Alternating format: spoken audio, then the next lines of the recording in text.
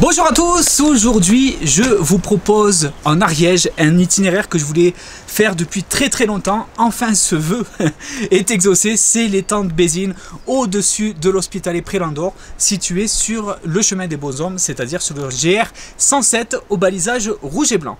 C'est une randonnée d'environ 12 km en aller-retour pour un petit peu plus de 600 mètres de dénivelé et environ 5 heures de marche. Attention, on est dans une période charnière entre printemps et été, ce qui veut dire que le débit des cours d'eau est assez conséquent. J'ai voulu aller jusqu'au refuge des Bézines, je n'ai pas pu, vous verrez en fin de vidéo pourquoi.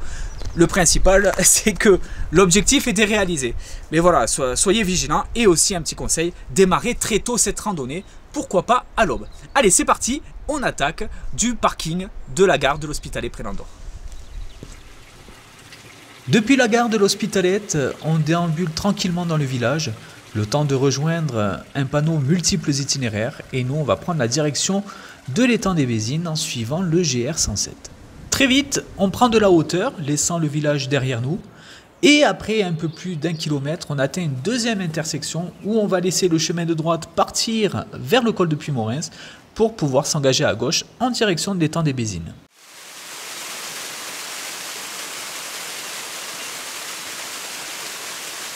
On progresse au rythme des cascades qui bordent le sentier.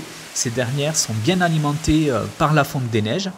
Et on profite également des panoramas qui s'ouvrent devant nous.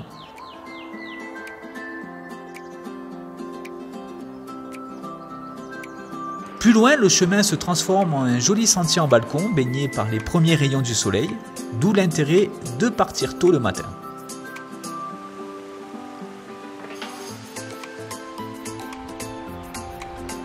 Après quelques montées enlacées, assez raides mais abordables, on retrouve un tronçon plus doux et presque rectiligne, parfait pour relâcher un peu l'effort avant d'atteindre notre objectif qui est l'étang des Bézines, qui se trouve juste après cette petite cabane que l'on longe. Une fois au lac, je choisis de continuer vers le refuge, situé à environ 45 minutes de marche, ce qui me permet de longer ce magnifique plan d'eau avec en prime une vue imprenable sur les sommets environnants.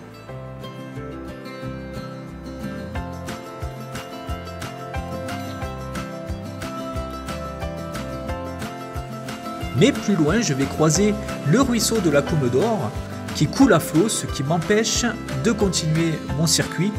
Certes, j'aurais pu retirer mes chaussures pour traverser ce ruisseau, mais mon objectif initial étant atteint, je préfère prendre le temps de flâner ici avant de commencer paisiblement le chemin du retour.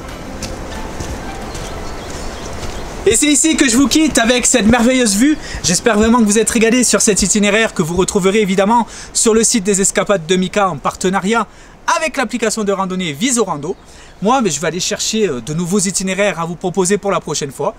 Et je vous dis à très vite pour de nouvelles aventures. Et en attendant, portez-vous bien les amis. Allez, bye bye.